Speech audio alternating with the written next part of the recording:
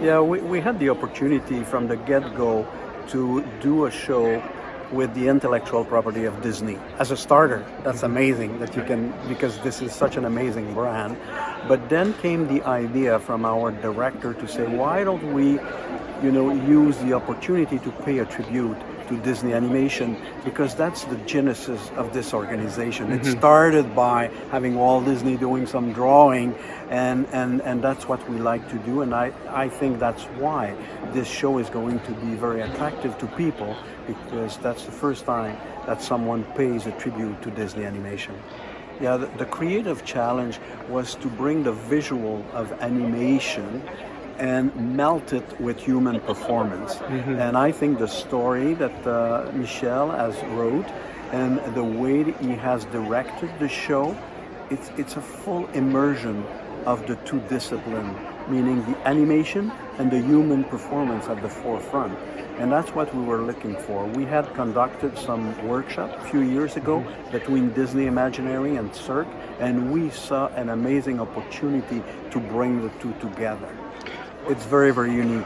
And the people from Disney Animation, Eric Goldberg, who's a legend, and others, have been very, very generous of their time. They have opened their cave to us and gave us access to a lot of things. So really, we have been able, through the story of Michel, to pay justice to the amazing talent there is behind the scene of animation, and I think it's a perfect blend right now, and it will be a unique experience for the fans of Disney and the fans of Cirque du Soleil.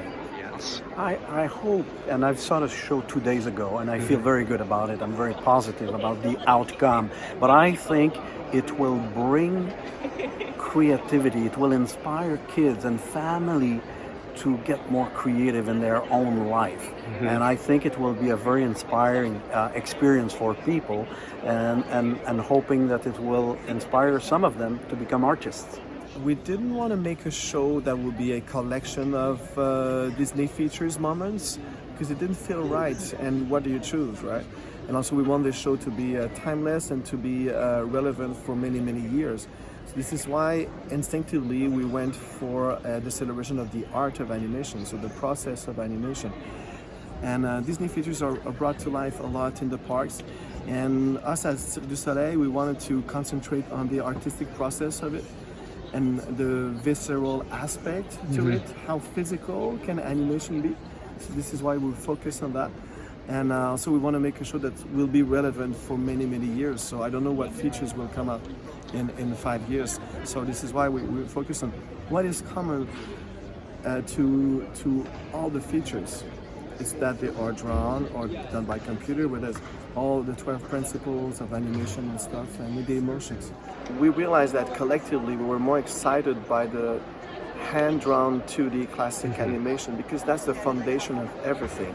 And also because when you have an animator with just a pen and a piece of paper creating something magical, it's very close. The simplicity, technology talking of that gesture, is very close to what an acrobat does. Because the acrobatic is not assisted. Although we use a lot of technology to tell our stories, our show still is still based on a physical performance that's not assisted. So I could draw a parallel between that and the classic 2D, when the animator has to do everything. But of course, celebrating the classic 2D and drawn is celebrating animation, even the modern one, because the computer animation process is directly the transposition of what the hand-drawn animation is. And in today's world, if you're 16 or 17, you enter an animation 3D computer school, what you will apply, and we're so surprised, what you will apply is directly the findings of the 9 old men and Walt Disney. In 1 decade, they invented they came up with the 12 principles of animation, and this is what the kids are learning today. I think the art of animation is celebrating the beauty of life. And I can make a connection with, I have 2 new babies, and they're a year and a half now. And when a baby takes the cup for the first time, you marvel to that very simple gestures that we forget to look at in our normal lives. So it reopens your eyes when you have a baby at home. Animation does the same. You saw it in the aerial pencil act, just a dog drying himself from the water. And you go, oh wow, this is amazing. So animation reminds us of the beauty of life and the preciousness of every moment and every movement. Movement is life. And even the simplest movements bear in themselves an aspect of miracle, I would say. So this is what we're trying to do here. Cirque du Soleil is based on human performance. Our singers are performing music that's hard to do, right? So you need a very good, best singers. Everybody's performing. And to me, the dedication that you find in an animator doing like 24 drawings to create one simple second of animation was something that was resonating very well to our world. And also because the emotion is given by the movement of the sheets of animation, and our emotion is also done through the movement, and a meaningful movement. When you have the connection of the soul, the heart, and the body, this happens. And to me, when I look at Cinderella's animation, Cinderella's transformation animation, it's been done like so many years ago, but it's still as fresh as the moment it was created by Mark Davis, and more so than a live action movie. Because a live action movie with, for example, Marilyn Monroe, you know she's dead. She was alive once, she did that movie, and then she's dead. But Cinderella, as animated by Mark Davis, she was born on the paper, and every time you look at those papers moving in the future, she is alive again. So we're really touching about the essence of eternity.